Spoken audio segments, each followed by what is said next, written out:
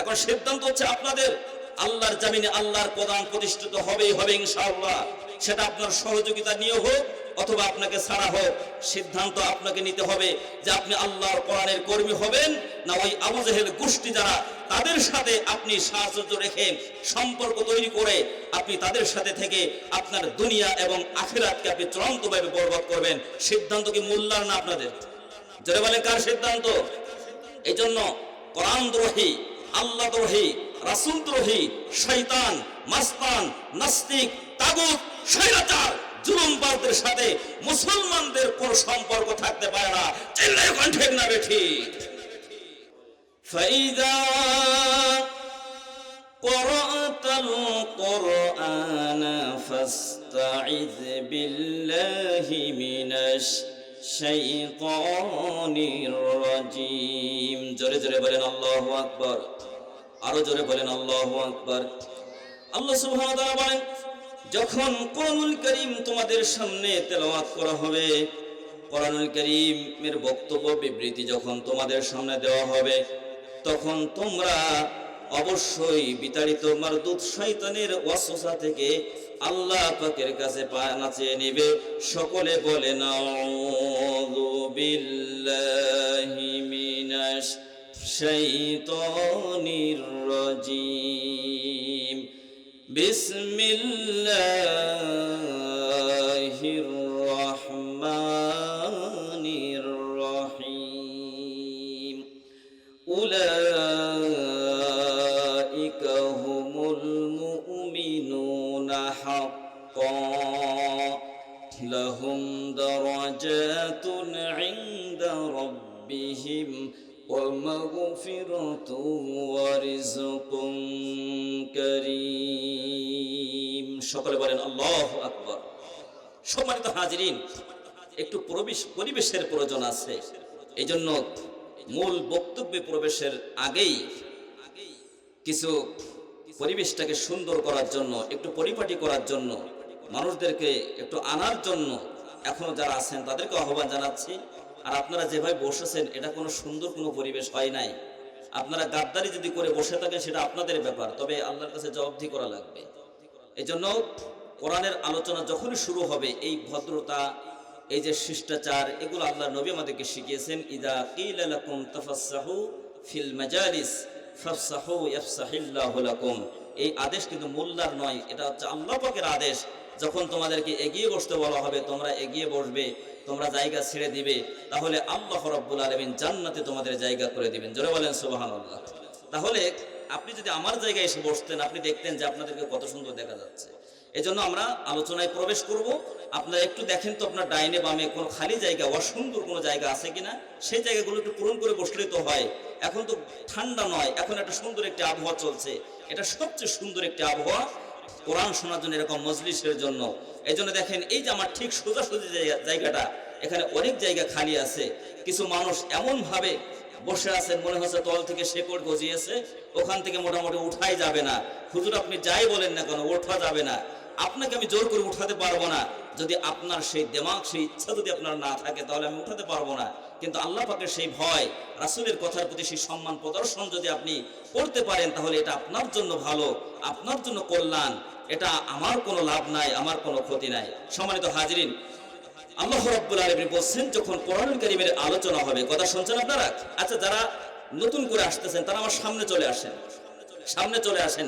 দেখেন নিজেরাই যদি পরিবেশটাকে ঠিক করে নিতেন তাহলে এই যে পরিবেশ ঠিক করার জন্য যে আমাকে এত কথা বলা লাগতেছে এগুলো কি প্রয়োজন হতো বলেন তো আপনারা?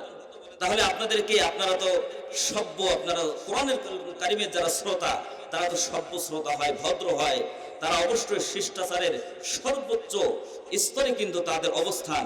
এজন্য আমরা যেহেতু আল্লাহর কোরআনের শ্রোতা, এখানে যত সময় কথা হবে এই চেয়ারে যিনি বসবেন বয়সে তার, তিনি ছোট হন আর যাই হন না কেন, তার জবান থেকে যে কথাগুলো বের হবে সেই কথাগুলো কিন্তু ছোট নয়, সেই কথা কিন্তু আল্লাহর কোরআনের কথাই হবে। ঠিক কিনা বলেন?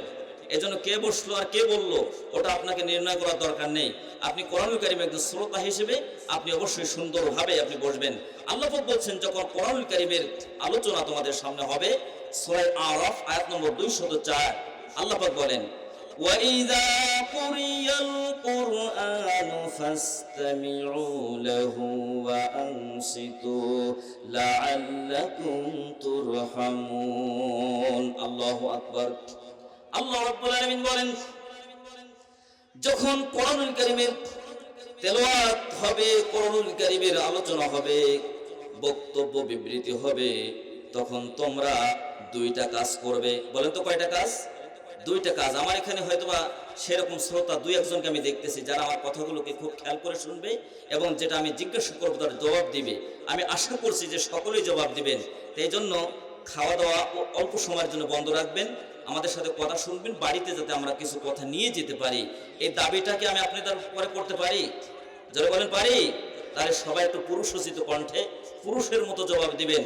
পাশে আমাদের চাচিরা থাকতে পারে, ভাবিরা থাকতে পারে, তারা তো আর আপনাদেরকে নিষেধ করে দেয়নি। আবার অনেকে চিন্তা করতে পারেন জোরে কোনো কথা বলবো, যেহেতু এখানে ক্যামেরা আছে, পাশে যারা আছে তারা যদি শুনে পেলে সেই ভয়ে হয়তো অনেকে বলছে। তাদেরকে থামানোর জন্য সেনাবাহিনী মোতায়েন করা লাগে, পুলিশ মোতায়েন করা লাগে, তাদের থামানো যায় না। আর যাদেরকে আল্লাহ পাক জোরে কথা বলার জন্য বলেছেন তাদের মুখ থেকে জবান থেকে বেরোয় না, এমন প্রেস্টিজ নিয়ে অনেকে বসে থাকে যে যাই হোক না কোনো কথা বলা যাবে না। এরকম চিন্তা এবং মানসিকতা নিয়ে এখানে কেউ এসেছি কি আমরা? জোরে বলেন, কেউ এসেছি? সম্মানিত ভাই বন্ধুগণ, আল্লাহ রাব্বুল আলামিন বলেন দুইটা কাজ তোমরা করবে। তার মধ্যে এক নম্বর হচ্ছে তোমরা কোরআনুল কারীমের আলোচনা যখন তোমাদের সামনে হবে তখন তোমরা চুপ করবে। বলেন তো কি করবে? যদি আল্লাহ পাকের আদেশ থেকে চুপ করা, তাহলে সাইড টক করা যাবে না, পাশে যারা আছে তাদের সাথে কোনো কথা বলা যাবে না। আপনার দৃষ্টিকে, আপনার অন্তরকে, আপনার মানসিকতাকে আলোচকের দিকেই নিবদ্ধ করে দিতে হবে। এই আদেশ আল্লাহ রাব্বুল আলামিন করেছেন। এরপরে দুই নম্বর আদেশ করেছেন তোমাদের এই চর্ম কান নয়, দিলের যে কান আছে এই কান দ্বারা তোমরা শুনবে। যদি দুইটা কাজ করতে পারো, আল্লাহ পাক বলেন লাআল্লাকুম তুরহামুন, সম্ভবত আশা করা যায় যে তোমরা আল্লাহ পাকের রহমত প্রাপ্ত বান্দাদের দলভুক্ত হয়ে যেতে পারবে। এখন আল্লাহ পাক যদি কোন বিষয়ে সম্ভবত শব্দ ব্যবহার করেন, লাআল্লাহ শব্দ ব্যবহার করেন, সেখানে সম্ভবত থাকে না, সেটা আবশ্যক হয়ে যায়। একটু জোরে বলা যাবে কি সুবহানাল্লাহ? সম্মানিত হাজিরিন, তাহলে আমরা যদি দুইটা কাজ করতে পারি, তাহলে আল্লাহ রাব্বুল আলামিন নিজে ওয়াদা করেছেন যে আল্লাহ পাক আমাদেরকে তার রহমত প্রাপ্ত বান্দা বান্দীদের দলভুক্ত করে নেবেন। এখন আমি দেখতে চাই এখানে যারা উপস্থিত আছেন কে এমন আছেন যে আমাদের দরকার নাই, আল্লাহ পাকের রহমতের কোনো দরকার নাই, কোনো প্রয়োজন নাই? এরকম কেউ আছেন কি? যারা বলেন আছেন। সকলে দরকার আছে না নাই? আল্লাহ পাক কবুল করেন, সকলে বলেন আমিন। সম্মানিত হাজিরিন, মহাগ্রন্থ আল কোরআনুল কারীমে 114টি সূরার মধ্যে 8 নম্বর একটি সূরা আছে। রাসূল করিম সাল্লাল্লাহু আলাইহি ওয়াসাল্লামের মাদানী জিন্দেগিতে আল্লাহ রাব্বুল আলামিন যতগুলো সূরা নাযিল করেছেন, বেশিরভাগ সূরা হচ্ছে বড় বড় সূরা, আকারে খুব বড়। সূরা বাকারা থেকে শুরু করে আপনি যদি দেখেন তাহলে বড় বড় সূরা। এখানে 8 নম্বর সূরা সূরাতুল আনফাল। এই সূরা আনফালের মধ্যে আল্লাহ রাব্বুল আলামিন 75টি আয়াত কারিমা দান করেছেন এবং এখানে রুকু আছে 10টি। নবী করিম সাল্লাল্লাহু আলাইহি ওয়াসাল্লামের মাদানী জিন্দেগিতে সূরা আনফাল নাজিল হয় এবং এই সূরা আনফাল, এই আনফাল শব্দটি সূরা আনফালের প্রথম আয়াত, ইয়াসআলুনাকা আনিল আনফাল কুলিল আনফালু ওয়ার রাসূল। এই প্রথম আয়াতের আনফাল শব্দ থেকেই সূরা আনফালের নামকরণ করা হয়েছে। যেহেতু এখানে মাহফিলটা কোনো গল্পের মাহফিল নয়, মাহফিলটা হচ্ছে তাফসীরুল কোরআন মাহফিল, এজন্য তাফসীরের আঙ্গিকে আমি কিছু কথা আপনাদের সামনে আলোচনা করতে চাই। আল্লাহ পাক বলেন ওয়ালা ইয়াতুনাকা বিমাসালিন ইল্লা জিনাকা বিল হাক্কি ওয়া আহসানা তাফসীরা। মূলত তাফসীর করার কোনো যোগ্যতা আমাদের নাই, কিন্তু তাফসীর যে ব্যাখ্যা বিশ্লেষণ এটা কে করে দিয়েছেন বলেন তো?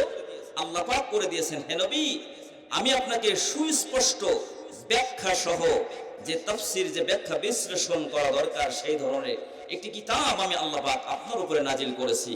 ওয়া নাযালনা আলাইকাল কিতাবা তিবয়ানাল লিকুল্লি শাই ওয়া হুদা ওয়া রাহমা ওয়া বুশরা লিল মুসলিমিন। আল্লাহ পাক বলেন, ও নবীজি, সূরা নাহলের মধ্যে আল্লাহ পাক বলেন, নবীজি, এই সকল বিষয় সম্বলিত একটি মহাগ্রন্থ কোরআনুল কারীম আমি আল্লাহ পাক আপনার উপরে অবতীর্ণ করেছি। এর মধ্যে বিস্তারিত ব্যাখ্যা সহকারে এটা যারা আত্মসমর্পণ করেছে, যারা সারেন্ডার করেছে, এই কোরআনুল কারীম হচ্ছে তাদের জন্য হুদা, এই কোরআনুল কারীম হচ্ছে তাদের জন্য রহমত। জোরে বলেন সুবহানাল্লাহ। আল্লাহ রাব্বুল আলামিন সূরা বনী ইসরাঈলের মধ্যে জানালেন, وَنُنَزِّلُ مِنَ الْقُرْآنِ مَا هُوَ شِفَاءٌ وَرَحْمَةٌ لِّلْمُؤْمِنِينَ وَلَا يَزِيدُ الظَّالِمِينَ إِلَّا خَسَارًا। জোরে জোরে বলেন আল্লাহু আকবার। আল্লাহ রাব্বুল আলামিন বলেন, এই কোরআনুল কারীম আমি মুমিনদের জন্য শেফা হিসেবে, রোগ মুক্তির কারণ হিসেবে এই কোরআনুল কারীম আমি আল্লাহ পাক নাজিল করেছি। আর যারা জালিম তারা কোরআনুল কারীম থেকে কোনো ফায়দা তারা নিতে পারে না। কোরআনুল কারীমের কাছে যায় ঠিকই, ফজিলাত বা মাহরুম হয়ে সেখান থেকে তারা ফিরে যায়। যারা জালিম তাদের জন্য ক্ষতি থেকে আরো বেশি ক্ষতি হয়ে থাকে। এই জন্য মুমিনদের শারীরিক এবং মানসিক ঔষধ হিসেবে আল্লাহ রাব্বুল আলামিন কোরআনুল কারীম নাজিল করলেন। আপনি যদি নিজেকে সারেন্ডার করেন, আত্মসমর্পণ করেন, কোরআনুল কারীম আপনার শারীরিক এবং মানসিক রোগগুলোকে ধরে ধরে আপনাকে সুস্থ এবং সুন্দরের পক্ষের একজন সুনাগরিক হিসেবে তৈরি করবে। একটু জোরে বলা যাবে কি সুবহানাল্লাহ। আমার ভাই বন্ধুগণ, এই জন্য সেই কোরআনুল কারীমের শ্রোতা হিসেবে আমরা কত সম্মানিত। আল্লাহর নবী বলেছেন, মাজলিসু ফিকহিন খায়রুম মিন ইবাদাতি সিত্তিনা সানা। যারা কোরআনুল কারীমের বা ইলমে দ্বীনের মাজলিসে সামান্য সময় ব্যয় করবে, 60 বছর নফল ইবাদত করলে আল্লাহ পাক যে সওয়াব দান করতেন, কোরআনুল কারীমের মাজলিসে, ইলমে দ্বীনের মাজলিসে বসলে আল্লাহ পাক সেই রকম সওয়াব তাদের আমলনামায় দান করে দিবেন। সুবহানাল্লাহ। তাহলে আজকের এই আয়োজন কেন্দ্রিক কিন্তু ফজিলাত, এই ফজিলাত এর কিন্তু বাইরে কিন্তু নাই। জোরে বলেন ঠিক না বেঠিক? সম্মানিত হাজিরিন, আল্লাহ রাব্বুল আলামিন সূরা আনফালের 4 নম্বর আয়াত আপনাদের সামনে আলোচনার সূচনায় তেলাওয়াত করেছি। আল্লাহ রাব্বুল আলামিন বলেন, কারা প্রকৃত অর্থে কারা মুমিন, আল্লাহ পাক তাদের পরিচয়গুলো তুলে ধরেছেন এবং তাদের জন্য আল্লাহ রাব্বুল আলামিন কি কি পুরস্কার দান করবেন। আল্লাহ রাব্বুল আলামিন বলেন, উলাইকা হুমুল মুমিনুনা হাক্কা। সুবহানাল্লাহ বলেন।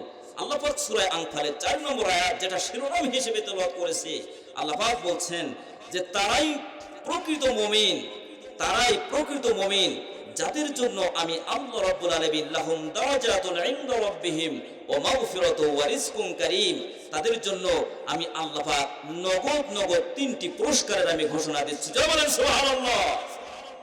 তারাই প্রকৃত মুমিন যারা ঈমানের দাবিতে যারা সত্যবাদী, তাদের জন্য ওই যে ওই কোয়ালিটিগুলো যদি তারা অর্জন করতে পারে, তাহলে আমি আল্লাহ পাক এই 4 নম্বর আয়াতের শেষ অংশে আমি তাদের জন্য 3টি নগদ পুরস্কারের ঘোষণা দিচ্ছি। এখন এই যে 3টি নগদ যে পুরস্কার আল্লাহ রাব্বুল আলামিন আমাদের দান করবেন, তাহলে কোন কোন গুণ অর্জন করলে আল্লাহ পাক সেই নিয়ামত, সেই দয়া আমাদেরকে আল্লাহ পাক দিবেন, সেই বিষয়গুলো, সেই গুণ কোয়ালিটিগুলো আমাদের শোনা, বোঝা এবং অর্জন করা দরকার আছে না নাই? যারা বলেন আছে না নাই? তাহলে কোরআনুল কারীমের কাছে জিজ্ঞাসা করেন, কোরআন আপনাকে জানিয়ে দিচ্ছে। আল্লাহ রাব্বুল আলামিন সূরা আনফাল বিশ্ববিক ঐতিহাসিক বদর যুদ্ধের পরবর্তী সময় নাজিল হয়, যখন আপনার ইসলাম বিজয়ের জন্য প্রথম যে মিছিল ছিল সেটি হচ্ছে ঐতিহাসিক বদর। এই বদরের যুদ্ধে যখন হাজী সাহেবানরা মক্কাতুল মুকাররমায় যখন যাওয়া হবে, বদরের প্রান্তরে সেখানে যেতে হয়, সফরের তালিকায় সেটা থেকে যায়। সেখানে বদরের প্রান্তরে আপনার ইসলাম এবং ঈমানের বিপক্ষে কুফর এবং মুশরিক যারা লালন করেছে, তারা কিন্তু ইসলামের এই বাতিকে নিভিয়ে দেওয়ার জন্য তারা চেষ্টা করেছে। নবী করিম সাল্লাল্লাহু আলাইহি সাল্লাম মক্কায় যখন তাকে থাকার মতো ন্যূনতম কোনো অবস্থা তার জন্য আর রইল না, বিপর্যস্ত করে দেওয়া হলো। সাহাবা আজমাইনদের গায়ে শরীরে হাত তোলা হলো।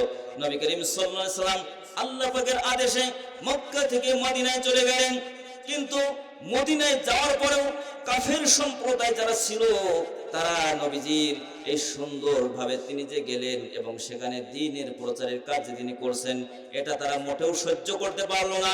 এখন তারা প্ল্যান পরিকল্পনা শুরু করে দিল কিভাবে মুহাম্মাদের এই যে মিশন সে যে সেখানে সে অব্যাহত রেখেছে এটাকে কিভাবে থামিয়ে দেওয়া যায়। ষড়যন্ত্র তো কম করি নাই। 30 নম্বর আয়াতে সূরা আনফালের মধ্যে আল্লাহ রাব্বুল আলামিন নবীজিকে জানালেন, ও নবীজি কত ষড়যন্ত্র তোমার বিরুদ্ধে করলো, তোমার এই আনিত মিশনকে যাতে অনেক এই সমাজে কোনোভাবে বাস্তবায়িত হতে না পারে তার জন্য তারা সব রকম ষড়যন্ত্র করলো। ওগো নবীজি তোমাকে আমি জানিয়ে দিলাম, ওয়াইদ ইয়ামকুরু বিকাল্লাযীনা কাফারু লিইসবিতুকা আও ইয়াকতুলুকা আও ইখরিজুক ওয়া ইয়ামকুরুনা ওয়া ইয়ামকুরুল্লাহ ওয়াল্লাহু খায়রুল মাকিরিন। জোরে জোরে বলেন আল্লাহু আকবার, আরো জোরে বলেন আল্লাহু আকবার। আল্লাহ রাব্বুল আলামিন বলেন, ওগো নবীজি যখন আপনি কোরআনুল কারীম প্রতিষ্ঠার জন্য প্রচারের জন্য যখন আল্লাহ পাকের ওয়ার্ডার বাল্লিগ মা উনজিলা ইলাইকা মির রাব্বিক সূরা মায়দা 67 নম্বর আয়াতে আল্লাহ রাব্বুল আলামিন জানালেন, ওগো নবীজি আপনি তাই প্রচার করবেন মানুষের মাঝে, আপনি জানিয়ে দিবেন যা আল্লাহর পক্ষ থেকে আপনি পেয়েছেন, যা আল্লাহর পক্ষ থেকে আপনি আদিষ্ট হয়েছেন, আপনি শুধু তাই প্রচার করবেন। ওয়া ইল্লাম তাফআল, যদি আপনি তা না করেন ফামা বাল্লাগা রিসালাতুহু, ওগো নবীজি রিসালাতের দায়িত্ব আপনাকে দিয়ে আমি এই পৃথিবীতে প্রেরণ করেছিলাম, যদি আপনার রিসালাতের সেই প্রেসক্রিপশন যদি কোরআন না হয়ে অন্য কিছু হয়, রিসালাতের দায়িত্ব পালন করলেন না বলে আপনি বিবেচিত হবেন। ওগো নবীজি যখন আপনি কোরআন প্রচার শুরু করবেন তখন আপনাকে ওরা মারে ছাড়া আপেল দিবে না, ঠিক কিনা বলেন? ওরা আপনাকে মারে দিবে, ওরা আপনাকে দেশান্তরিত করবে, শরীর থেকে রক্ত ঝরাবে, যখন করবে। ও নবী এই ক্ষেত্রে আপনি কারো শরণাপন্ন হবেন না, কোন পরাশক্তির কাছে আপনাকে নতি স্বীকার করতে হবে না। আল্লাহু ইয়াসিমুকা মিনান নাস, মানুষের সকল অনিষ্ট থেকে আপনাকে হেফাজত করবেন রব্বুল আলামিন নিজে। আল্লাহু লা ইয়াহদিল কওমাল কাফিরিন। আর যারা অবাধ্য জাতি, যারা কাফের, যারা মুশরিক, যারা তাগুত, আল্লাহ রাব্বুল আলামিন পশ্চিম কালেও তাদেরকে হেদায়েত দিবেন না। চিৎকার মেরে বলেন ঠিক না বে ঠিক? সম্মানিত ভাই বন্ধুগণ, নবী করিম সাল্লাল্লাহু আলাইহি ওয়াসাল্লাম এখন মানুষকে বোঝাচ্ছেন বদর যুদ্ধ যেহেতু ইসলামের প্রথম যুদ্ধ, ইসলামের প্রথম মিছিল, এই বদরের যুদ্ধে আপনার যুদ্ধ থেকে অর্জিত সম্পত্তির ব্যাপারে সম্পদ যেটা যারা পরাজিত হয়ে যায় তারা যে সম্পদগুলো সেখানে ফেলে রেখে যায়, এই আনফাল শব্দের অর্থ হচ্ছে কিন্তু যুদ্ধলব্ধ সম্পদ, মানে যুদ্ধ থেকে অর্জিত সম্পদ। এই সম্পদগুলো যখন বদরের প্রান্তরে আল্লাহ রাব্বুল আলামিন মুসলমানদের বিজয় দান করলেন আর কাফেরদেরকে আল্লাহ পাক চরমভাবে সেখানে আল্লাহ পাক পরাজয় বরণ করালেন। আল্লাহ রাব্বুল আলামিন আসমান থেকে ফেরেশতা নাজিল করে আল্লাহ রাব্বুল আলামিন ওদেরকে শায়েস্তা করেছেন। আল্লাহ পাক প্রমাণ করেছেন আল্লাহর জমিনে কোরআনুল কারীম গারদ হতে আসে নাই, আল্লাহর জমিনে কোরআনুল কারীম প্রতিষ্ঠিত হতে এসেছে। জোরে বলেন সুবহানাল্লাহ। আমার ভাইরা, আল্লাহ রাব্বুল আলামিন তারপরে তার নবীকে বলেছেন, ওগো নবীজি ষড়যন্ত্র কিন্তু কম হয়নি। এই ষড়যন্ত্র তারা উল্লেখযোগ্য 3টি ষড়যন্ত্র আপনার বিরুদ্ধে তারা করেছিল। তার মধ্যে 1 নম্বর হচ্ছে তারা আপনাকে দেশান্তরিত করার জন্য তারা ষড়যন্ত্র করেছিল। এরপরে আপনাকে তারা নির্বাসনে পাঠানোর জন্য, আপনাকে বন্দী করার জন্য তারা ষড়যন্ত্র করেছিল। ওগো নবীজি যখন কোনো কিছু করে তারা সফল হতে পারলো না তখন তারা আপনাকে দুনিয়ার মাঝ থেকে বিদায় করার জন্য ষড়যন্ত্র করলো। ওদের ষড়যন্ত্র ওরা করতে থাকলো আর ওদের ষড়যন্ত্রের মোকাবেলায় আল্লাহ রাব্বুল আলামিন কৌশল অবলম্বন করলেন।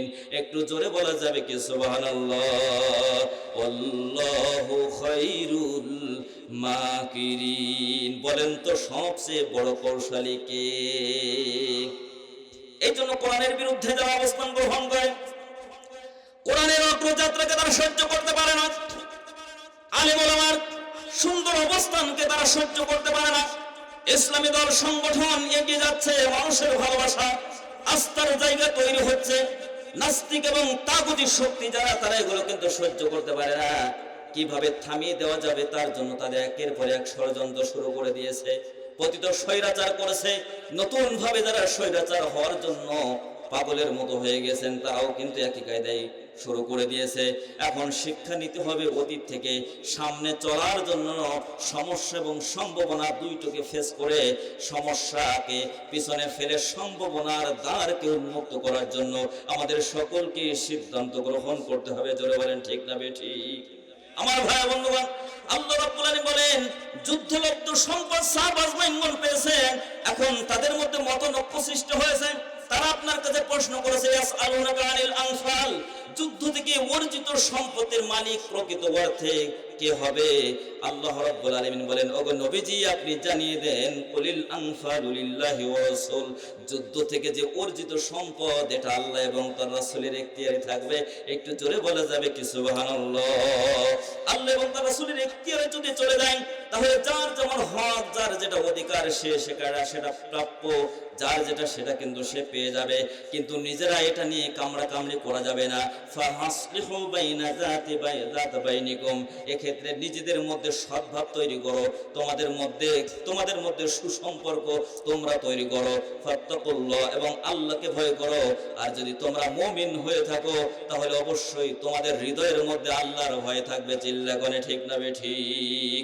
যাদের হৃদয়ে আছে আল্লাহর ভয়, তারা কভু পথ ভুলে যায় না।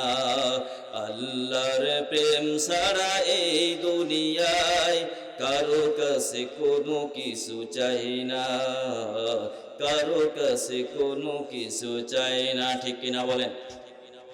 রাতের আধারে যারা সেজদাতে রয়, দু চোখের স্রোতে নদী যেন বয়।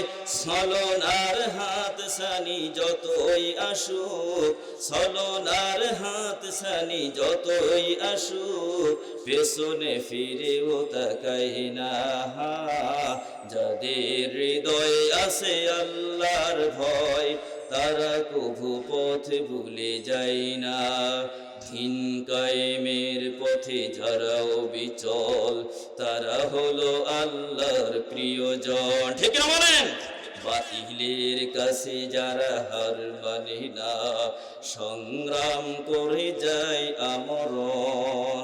হেরার আলোতে যার হৃদয় রঙিন, হাতে আল কোরআনের দীপ্ত সঙ্গীন, সত্যের পথে যারা নিবেদিত প্রাণ, শত্রুকে কভু ভয় পাই না। যাদের হৃদয়ে আছে আল্লাহর ভয়, তারা কভু পথ ভুলে যায় না। আল্লাহর প্রেম ছাড়া এই দুনিয়ায় কারো কাছে কোনো কিছু চাই না, কারো কাছে কোনো কিছু চাই না। ঠিক না বলেন? জোরে বলেন ঠিক না ঠিক?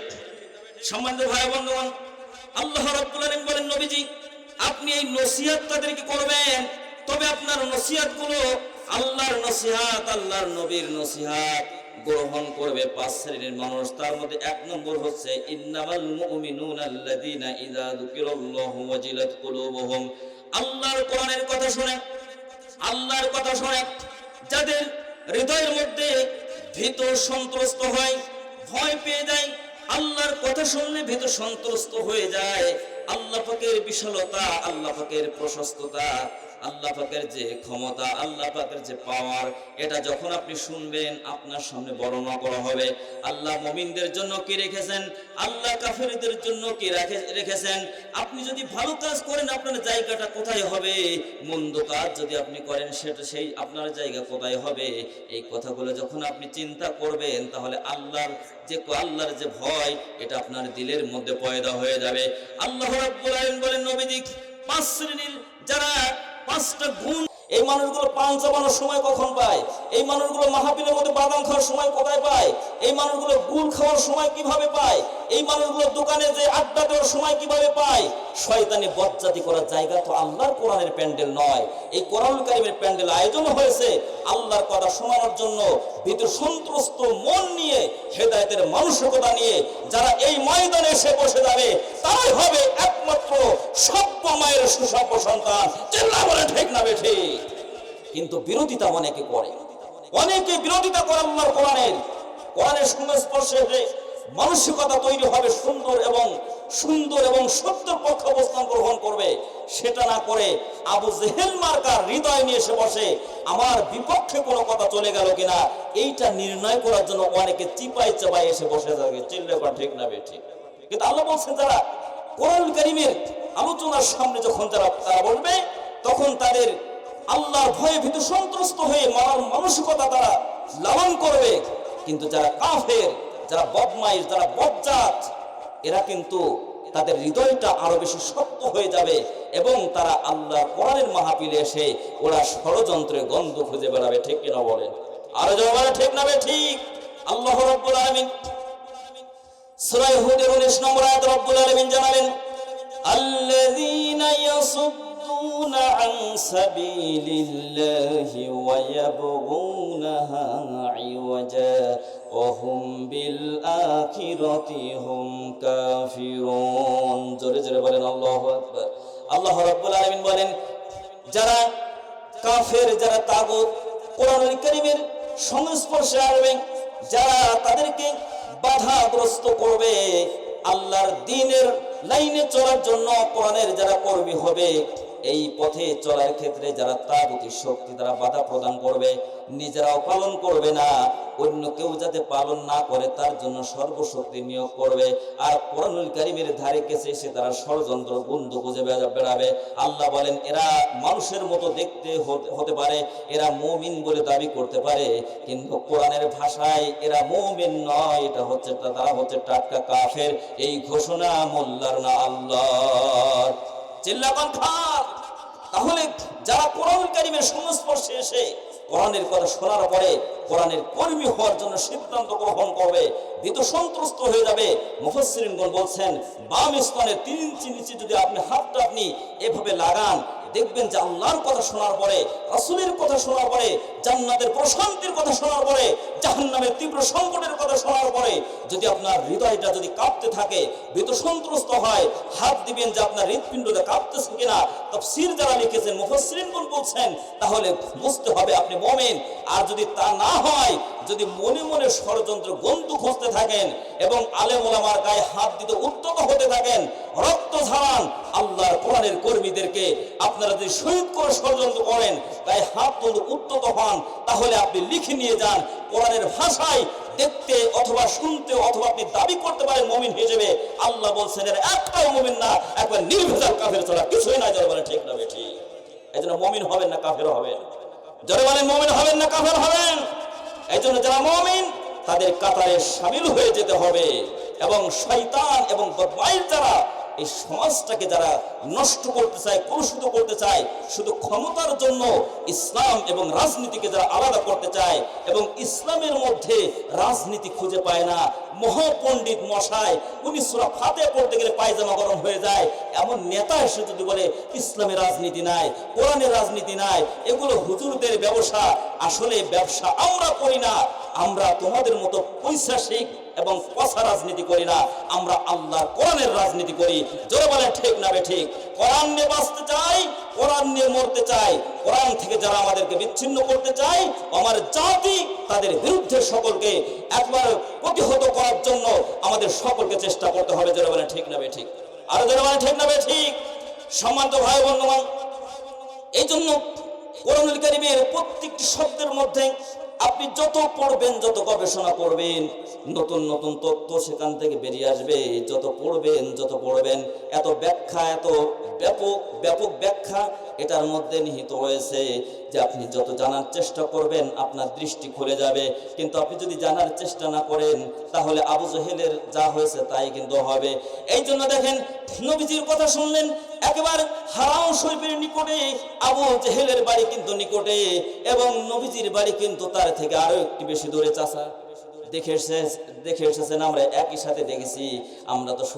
আমরা শুধু যে ওমরা করতে গেছি বিষয়টি এমন নয়, আমরা সেখানে দেখার জন্য আল্লাহর কোরআন নাজিলের জায়গাগুলো, কিভাবে আল্লাহর নবীকে কষ্ট কিভাবে দেওয়া হয়েছে, নবীজির রক্ত যে জমিনে ঝরেছে, এই জমিনটা ইসলামের জন্য উর্বর হয়ে গিয়েছে। বাংলাদেশের এই জমিনে আলেম ওলামার রক্ত ঝরেছে, শহীদ হয়েছে হাফেজ কোরআন।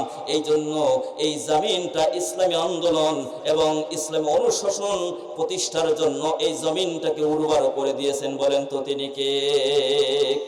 সম্মানিত ভাই বন্ধুগণ, আল্লাহ নবী কথা বললেন, তার জবান থেকে কথা বললেন। আবু জহেল কর্ণপাত করলো না, শুধু ষড়যন্ত্র করেই গেল। অপরদিকে নবীজির কথা শুনে হযরত আবু বকর রাদিয়াল্লাহু তাআলা আনহু তিনি সিদ্দিক হয়ে গেলেন। আর আবু জেহেল, সে ছিল আবুল হেকাম, নবীজির কথা শুনলো কিন্তু মানার সিদ্ধান্ত না নেওয়ার কারণে এই আবুল হেকাম কিন্তু সে আবু জেহেল হয়ে গেল। ঠিক কিনা বলেন আমার ভাই বন্ধুগণ? এই জন্য মুমিনের বৈশিষ্ট্য হচ্ছে যে কথা শোনার সাথে সাথে আবু বকরে দলভুক্ত হয়ে যাবে। আর যারা আবু জেহেলের যারা গোষ্ঠী, যারা প্রেতাত্মা, এইগুলো কোরআনুল কারীমের কথা শোনার পরে এদের পরিবর্তন হবে না। এখান থেকে উঠে যাওয়ার পরে দেখবেন সেই শয়তানদের সাথেই এদের কানাকানি ফিস ফেলে। ঠিক কিনা বলেন? জোরে বলেন ঠিক না বে ঠিক? তাহলে এক নম্বর বৈশিষ্ট্য হচ্ছে যারা মুমিন হবে আল্লাহর কথা শোনার পরে ভীত সন্ত্রস্ত হয়ে যাবে, দিন মানার সিদ্ধান্ত গ্রহণ করবে। আরো বেশি বিস্তারিত ব্যাখ্যা রয়েছে কিন্তু সেটা দেওয়া সম্ভব নয়। 2 নম্বরে আল্লাহ পাক বলেন ওয়া ইযা তুলিয়াত আলাইহিম আয়াতুহু যাদাতুহুম ঈমানা ওয়া আলা রাব্বিহিম ইয়াতাওয়াক্কালুন। যারা আল্লাহু আকবার বলেন প্যারালাইজড হয়েছে নাকি? সকলে বলেন আল্লাহু আকবার। এটা কিন্তু আপনাদের উপরে হক। আল্লাহর কোরআন শোনার সাথে সাথে আল্লাহর বড়ত্ব ঘোষণা করবেন। এই আদেশ মোল্লার না আল্লাহর। ওয়া রাব্বাকা ফাকাব্বির, আল্লাহর নামে তাকবীর দিবেন, আল্লাহর নামে ধ্বনি উচ্চারিত হবে। যারা মুমিন, যাদের জবান প্যারালাইজড হয়েছে, আর যারা যেমনি সেমনি খাওয়া ঠিক করছে তারা তো বলতে পারবে না। কেমনে বলবেন আপনি? এজন্য আপনি যদি একেবারে ক্লাসের মতো করেন তাহলে এখান থেকে আপনি কিছু নিয়ে যেতে পারবেন এবং আপনি জবাব দিতে পারবেন, হ্যাঁ না বলতে পারবেন। কিন্তু আপনি যদি অন্য মানসিকতা লালন করেন সম্ভব হবে না। সম্মানিত ভাই বন্ধুগণ, আল্লাহ রাব্বুল আলামিন বলেন ওয়া ইযা তুলিয়াত আলাইহিম আয়াতুহু যাদাতুহুম ঈমানা।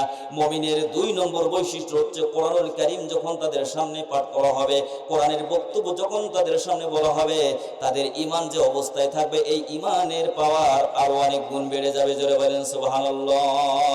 দেখেন না নবীজি সাহাবাজ মাইনদের সামনে যখন আল্লাহর কথা বলেছেন, কোরআনুল কারীম তেলাওয়াত করেছেন, সাহাবাজ মাইনদের ঈমান একটা মজবুত পাহাড়ের মতো হয়েছে, তাদেরকে টলানো সম্ভব হয়নি। তারা আল্লাহর নবীর কথা শুনেছেন, আল্লাহর কথা শুনেছেন, ঈমানটা মজবুত হয়ে গেছে। যারা মুমিন কোরআনের কথা শুনলে ঈমান তাদের মজবুত হবে। আর যারা বদমাইশ, যারা কাফের, যারা অবাধ্য জাতি, তারা কোরআনুল কারীমের কথা শোনার পরে ঈমানের অবস্থার পরিবর্তন হবে না, আর দিন দিন কিন্তু খারাপ থেকে খারাপের দিকে চলে যাবে। জোরে বলেন ঠিক না বে ঠিক? আমার ভাইরা, একেবারে সংক্ষিপ্তভাবে আমি বোঝানোর জন্য চেষ্টা করছি। তাহলে 2 নম্বর বৈশিষ্ট্য হচ্ছে আল্লাহর কথা যখন বলা হবে, কোরআনুল কারীম তেলাওয়াত যখন হবে, বক্তব্য দেওয়া হবে, তখন তাদের মানসিকতা অবস্থা কিন্তু এরকম হবে, ঈমানের পরিধি যে অবস্থায় ছিল, যে স্তরে ছিল, ওখান থেকে কমবে না, আরো অনেক গুণ বেড়ে যাবে। জোরে বলেন সুবহানাল্লাহ। 3 নম্বর হচ্ছে আলা রাব্বিহিম ইয়াতাওয়াক্কালুন। যখন তাদের সামনে আল্লাহর কথা বলা হবে, কোরআনুল কারীমের কথা বলা হবে, তারা কারো উপরে ভরসা করবে না, তারা একমাত্র সকল ক্ষেত্রে ভরসা করবে একমাত্র আল্লাহ রাব্বুল আলামিনের উপরে। আসলে আপনাদের কিস্সা কাহিনী শোনা কি অভ্যাস কিনা আমি জানি না, তবে তাফসীরের কায়দায়, তাফসীরের মাহফিলে যদি তাফসীরের কায়দায় কোরআনুল কারীমের কোটেশন দিয়ে যদি কথা বলা হয়, অনেক মানুষের ভালো লাগে না। ভালো লাগে রহিম রুব্বানের কাহিনী। ঠিক কেন বলেন? রহিম রুব্বানের কাহিনী বললে ভালো লাগে, কিন্তু আল্লাহর কোরআনের সরাসরি আলোচনা যখন আমরা করি তখন তারা অন্যরকম মনে করে, কি ওয়াজ হলো। সম্মানিত হাজিরিন, আমরা তো আপনাদেরকে কিছু দিতে চাই যাতে করে এখান থেকে কিছু নিয়ে যেতে পারেন। এই যে 5টি বৈশিষ্ট্যর কথা যদি আপনি বাড়ি পর্যন্ত নিয়ে যেতে পারেন, নিজের মধ্যে আপনি এটাকে বিদ্যমান করবেন, পরিবারের সদস্য যারা আছে, আপনার ফ্যামিলি মেম্বার্স যারা আছে, আপনার স্ত্রী পুত্র পরিজন সন্তান সন্ততি, তাদেরকেও বিষয়গুলো কিন্তু আপনি বলবেন যে আসলে এই কথাগুলো শুনে এসেছি, যদি কাহিনী A to Z যদি বলে যায় হয়তো আপনার মনে থাকবে না, কিন্তু এই কোট করে করে কথাগুলো যদি আপনাদের সামনে বলা হয় তখন আপনারা এটাকে বাড়ি পর্যন্ত নিয়ে যেতে পারবেন, যেহেতু কোরআনুল কারীম এসেছে আমাদের খাসিয়াতকে পরিবর্তন করার জন্য। জোরে বলেন ঠিক না ঠিক? আমার ভাই বন্ধুগণ, আল্লাহ পাক বলেন মুমিনদের বৈশিষ্ট্য হচ্ছে বিপদ মুসিবতের মধ্যে পড়েছে, হামলা মামলার শিকার হয়েছে, আবু জাহেলের গোষ্ঠীরা তাদেরকে বিপর্যস্ত করে ফেলেছে, জীবনটাকে হুমকির মধ্যে ফেলে দিয়েছে, হামলা মামলা করে ব্যবসাগুলোকে একেবারে বন্ধ করে দিয়েছে, চাকরি বাকরিগুলোকে একেবারে শেষ করে দিয়েছে, তাদের পরিবারগুলোকে ভেঙে চুরমার করে দিয়েছে। তারপরেও যখন বিপদে ছোট হোক বড় হোক, বিপদে যখন পড়ে যাবে একজনের কাছে ধরনা দিবে, বলেন তো তিনি কে? আমার ভাই বন্ধুগণ, আল্লাহ রাব্বুল আলামিন বলেন 4 নম্বর বৈশিষ্ট্য হচ্ছে আল্লাযীনা ইউকিমুনাস সালাতা ওয়া মিম্মা রাযাকনাহুম ইউনফিকুন। জোরে জোরে বলেন আল্লাহু আকবার। আল্লাহ বলেন 4 নম্বর বৈশিষ্ট্য হচ্ছে যারা মুমিন হবে তারা সালাত আদায় করবে, যারা সালাত আদায়কারী তাদের সাথে তাদের লেনদেন, তাদের ওঠা বসা চলাফেরা সবকিছু তাদের সাথে হবে। শয়তান বদমাইশদের সাথে তাদের কোনোদিন আদায় থাকতে পারে না, তাদের সাথে কোনো বন্ধুত্ব কোনো সম্পর্ক থাকতে পারে না। যারা মুমিন এই বৈশিষ্ট্য তাদের মধ্যে বিদ্যমান হয়ে যাবে, তারা সালাত আদায়কারী হবে, নিজেরা সালাত আদায় করবে, এরপরে পরিবারের সদস্য যারা তাদেরকেও সালাত আদায়কারী হিসেবে তাদেরকে সেইভাবে তৈরি করবে, বাচ্চা কাচ্চা যারা হবে তাদেরকেও সালাতের জন্য আদেশ করবে। আল্লাহ রাব্বুল আলামিন সূরা তাহার 132 নম্বর আয়াত আল্লাহ পাক বলেন, নবীজিকে বললেন এবং নবীজির মাধ্যমে আমাদেরকে আল্লাহ পাক জানালেন, ওয়ামুর আহলাকা বিস-সালাতি ওয়াসতাবির আলাইহা লা নাসআলুকা রিজকা নাহনু নারযুকুকা ওয়াল আকিবাতু লিত-তাকওয়া। জোরে জোরে বলেন আল্লাহু আকবার। আল্লাহ রাব্বুল আলামিন বলেন, আগে নবীজি আপনি আপনার পরিবারের সদস্য যারা তাদেরকে আপনি সালাতের জন্য আদেশ করেন, আর ওয়াসতাবির আলাইহা নিজেও এটার উপরে অবিচল থাকেন। লা নাসআলুকা রিজকা, আমি তো রিজিক আপনার কাছ থেকে চাই না, জীবিকা আপনার কাছে চাই না। নাহনু নারযুকুকা, জীবিকা এবং আপনার প্রয়োজনীয় যে চাহিদা যেটা আছে সেটা আমি মেটাবো। আল ওয়াল আকিবাতু লিত-তাকওয়া, এবং যারা তাকওয়ার নীতি অবলম্বন করেছে, যাদের হৃদয়ে আল্লাহর ভয় যারা তৈরি করেছে, আল্লাহ রাব্বুল আলামিন বলেন তাদের পরিণামটা হবে অত্যন্ত শুভ পরিণাম। একটু জোরে বলা যাবে কি সুবহানাল্লাহ? এই জন্য ভাই এবং বন্ধুগণ, আমার মা বোনেরা যারা আমাদের কথাই মুহূর্তে শুনছেন, 5 ওয়াক্ত সালাত আল্লাহ রাব্বুল আলামিন আমাদের উপরে ফরজ করেছেন, এটা সময় মতো ওয়াক্ত মতো। ইন্নাস সালাতা কানাত আলাল মুমিনিনা কিতাবাম মাওকুতা, সময় মতো ওয়াক্ত মতো সালাত আদায় করা আল্লাহ রাব্বুল আলামিন আমাদের জন্য ফরজ করে দিয়েছেন।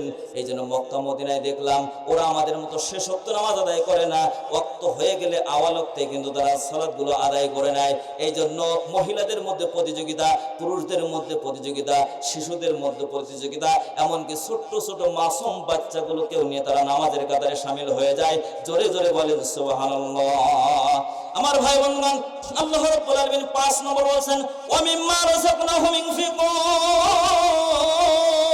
আমি আল্লাহ রাব্বুল আলামিন তোমাদেরকে জীবিকা দান করেছি, তোমাদেরকে যে সম্পদ দান করেছি, এই যে সম্পদ কেউ তো গাছতলায়, কেউ বাসতলায়, কেউ নিচতলায়, কেউ 10 তলায়, এইভাবে আল্লাহ রাব্বুল আলামিন তোমাদেরকে দান করেছেন। মুমিনদের বৈশিষ্ট্য হচ্ছে আল্লাহর কথা শুনবে এবং যখন তাদের কাছে বলা হবে তখন তারা আল্লাহর রাস্তায় দ্বীনের জন্য, মসজিদ মাদ্রাসার জন্য দান করার মন মানসিকতা তাদের থাকবে। আল্লাহ রাব্বুল আলামিন বলেন এই 5টি বৈশিষ্ট্য যাদের মধ্যে বিদ্যমান হয়ে যাবে, আল্লাহ পাক বলেন তারাই হচ্ছে উলাইকা হুমুল মুমিনুনা হাক্কা, তারাই প্রকৃত অর্থে মুমিন। আর আল্লাহ রাব্বুল আলামিন বলেন এই 5টি বৈশিষ্ট্য যারা অর্জন করবে, আমি আল্লাহ রাব্বুল আলামিন তাদেরকে নগদ 3টি পুরস্কার দান করব। সুবহানাল্লাহ। আরো জোরে বলেন সুবহানাল্লাহ। এখন ওই 3টি পুরস্কারের কথা তো আমি আপনাদেরকে বলতে চাই, আপনারা কি শুনতে চান না? কথা বলেন, শুনতে চান? আমার ভাই বন্ধুগণ, শুনতে যদি চান, আগ্রহ যদি থাকে, তাহলে ওটা একটু রেখে দিলাম, একটু পরে ইনশাআল্লাহ তাআলা আশা করছি আপনাদেরকে বলে যাব আপনাদের যেমন শোনার আগ্রহ আছে, আমারও বলার আগ্রহ আছে। আগ্রহ আছে তো আমাদের সকলের আগ্রহ আছে। যদি বুবা হয়ে থাকেন কথা বলবেন না। আল্লাহ যদি জবান যদি ছিনিয়ে না নেয়, বাক্স যদি ছিনিয়ে না নেন, তাহলে অবশ্যই কথা বলবেন। এখন আল্লাহ পাক বলছেন, ইমরান হোসেন সাহেবী যখন কথা শুরু করেছো, আল্লাহর কথাগুলো বলে দাও। যারা 5টি বৈশিষ্ট্য অর্জন করবে তাদের জন্য আমি আল্লাহর পক্ষ থেকে নগদ 3টি পুরস্কার। এই 3টি পুরস্কার সম্পর্কে শুনে যাবেন না? কে কে একটু হাত তোলেন তো। শুনে যাবেন না বলেছে, শুনে যাবেন না। আলহামদুলিল্লাহ, মানে আপনাদের আগ্রহ আছে। অনেক সময় ঠেলায় অনেকে হাত তুলে ফেলে, মানে আগ্রহ আছে, মানে কথা শুনতেছেন আপনারা। সকলের আগ্রহ আছে যে আমরা এই কথাগুলো শুনে যাব। আল্লাহ বলছেন যে 5টি বৈশিষ্ট্যের কথা, তার মধ্যে একটা বৈশিষ্ট্য হচ্ছে যে আল্লাহর রাস্তায়, দ্বীনের জন্য, ইসলামের জন্য, মসজিদ মাদ্রাসার জন্য, কোরআন কারীমের এই মজমার জন্য তারা দান করবে। তাদের যে অর্জিত যে সম্পদ, কষ্টার্জিত সম্পদ, রক্ত ঘামানো, ঘাম ঝরানো যে সম্পদ, এই সম্পদ থেকে তারা আল্লাহর রাস্তায় দান করবে। সম্মানিত হাজিরিন, এই যে বিশাল একটি আয়োজন হয়েছে, বলেন তো এই আয়োজন কি এমনই তো হয়েছে, না কিছু মানুষের কষ্ট করা লেগেছে, কিছু টাকা খরচ হয়েছে? বলেন তো হয়েছে কিনা? তো এখন এই টাকা পয়সা যদি এই কমিটি যদি আপনার ঋণগ্রস্ত হয়ে থাকেন, তাহলে আমরা তো খুশি হয়ে যাব। আমরা কি খুশি হব? আমরা কি কেউ চাই যে তারা ঋণগ্রস্ত হয়ে যায়? একটু সকলে জিকির করেন, লা ইলাহা।